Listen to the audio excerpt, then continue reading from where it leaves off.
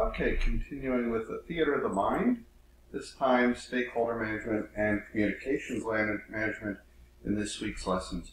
The great news about these two lessons is that neither one are hard. These are two of the easiest lessons we will do in project management.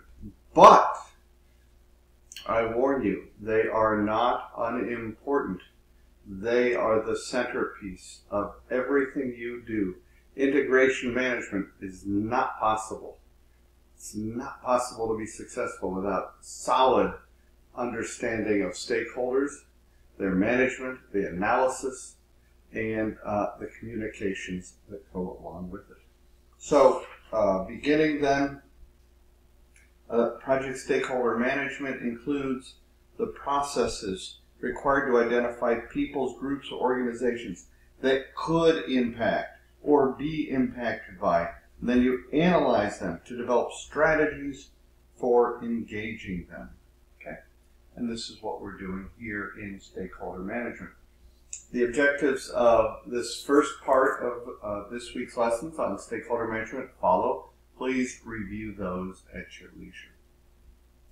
Okay, continuing then, this is just a refresher slide, nothing new here, except remember we're taking the process group. So if you go to page 25 of the PMBOK guide, you'll see the process groups across the top. Those are high-level groups of processes that are meant to create a synergy between them. There are things they have in common that are recommended. In those process groups, we are developing the project management plan, amongst other things, and that's part B of this slide. Everything in part B is in the project management plan. So you have the 9 knowledge areas. There are actually 10, but remember, integration management doesn't have a plan itself. That's you. The rest have a plan, scope, requirements management plan, schedule management plan, cost management plan, etc.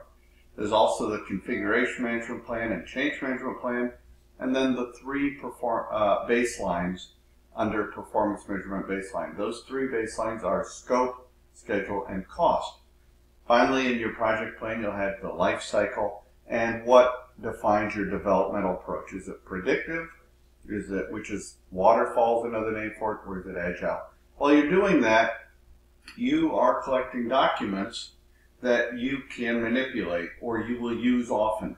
3 that you can't manipulate or change easily are the charter, the statement of work, and agreements or contracts or SLAs. We covered those in weeks past. But the rest, as you find an activity, you'll add it. As you discover a new milestone, you'll put it on that list. As you find a new risk, you'll add it to the list. No change control required.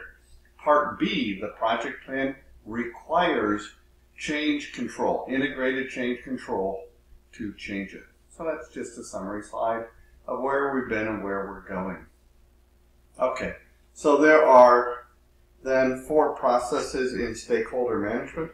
Identify stakeholders, which is something you will do regularly.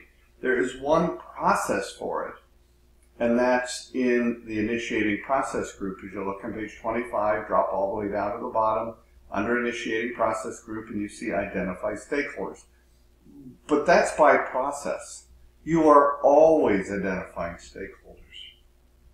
Then you're going to plan stakeholder engagement. So how do you involve the stakeholders based on their needs, their expectations, their interests? Often it's what you do now already with your boss at work. Then you're going to manage stakeholder engagement. And when I manage, what process group am I in? I said whenever I say manage, you are in the executing process group because you're managing things, okay? People and events, those sort of things. And it's about communicating as you manage. And then we're going to monitor stakeholder engagement. And this is about relationships and tailoring the strategies to make it work, okay? Now, stakeholder satisfaction should be identified and managed as a project objective. It is iterative. Just because a stakeholder is satisfied today does not mean they will be satisfied tomorrow. Okay? Constant work. So, I want to differentiate here on this slide between stakeholders and identify stakeholders. So a stakeholder, I've said, is any individual, group, or organization who may be affected by or perceive itself affected by a decision of the project, program, or portfolio. Okay, I simply use what's in red. That's my interpretation of it, but the whole definition is there for you. It's an individual, group, organization. So it's someone affected by a decision. Okay, but you need to know the formal definition if you're going to sit for the exam. And when you do your assignments, it's the PMBOK guide definitions that I'm looking for. Now, the other one is to identify stakeholders. So I've just defined what a stakeholder is. Now I'm going to talk about the process of identify stakeholders. And that's the process, in the initiating process group, of course, of identifying stakeholders regularly and analyzing the information regarding their interests as it impacts project success. Okay, and this is again done regularly throughout the project life cycle and requires, of course, expert judgment. Okay, so then moving on, keys to stakeholder engagement, concepts and trends that are developing. Okay, broader definitions of stakeholders are being developed that expand the traditional categories of employees, suppliers, and shareholders. Now we're including groups such as regulatory bodies and lobbyists and environmentalists and financial organizations and media.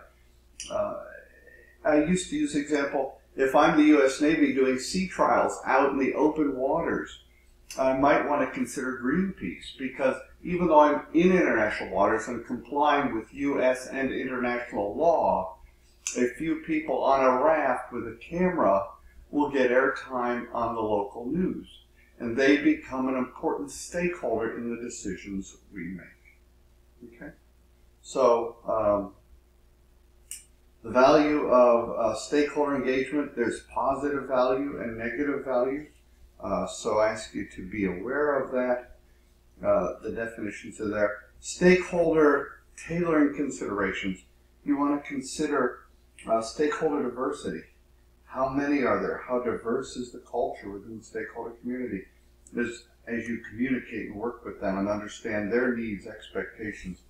What is the complexity of the relationships within the community? What are the networks like? And then, of course, there's communication technology. What support mechanisms are in place or best meet their needs? Also, finally, I'd like to ask you to consider agile. And though we largely talk predictive or waterfall project management, consider agile or adaptive environments. More on that on page 506 of the PMBOK guide. So, ID stakeholders is next. The context is, who is a stakeholder? Okay? So, again, broader definitions of stakeholders being developed, as I've just mentioned. And here's an example of stakeholders. It can be a person, group, organization, impacted positively or negatively, and on the right side, affected by a decision, activity, or outcome. Remember, of the project, program, or portfolio. These are examples, if I had a military project, of some of the stakeholders in the local community that might be here. And again, definition of stakeholders, we've already had that, but now I want to highlight key stakeholders.